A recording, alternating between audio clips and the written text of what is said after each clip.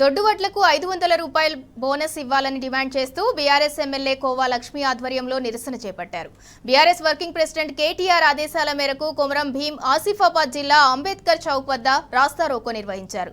సన్నవడ్లకు మాత్రమే 500 రూపాయలు చెల్లిస్తామన్న రేవంత్ రెడ్డి ప్రకటన విడ్డూరంగా ఉందని, దొడ్డువడ్లకు కూడా 500 రూపాయలు చెల్లించాలని, లేని పక్షంలో రైతులతో ప్రభుత్వంపై ఒత్తిడి తెస్తామన్నారు.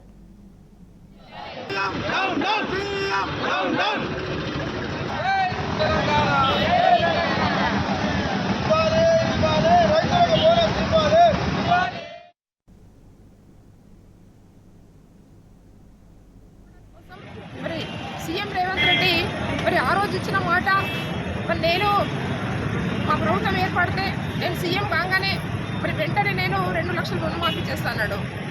తర్వాత 15,000 రూపాయలు ఎకరానికి రైతు బంధు ఇస్తానన్నాడు. మరి 500 రూపాయలు క్వింటాల్కి 500 రూపాయలు బోనస్ ఇస్తాడు.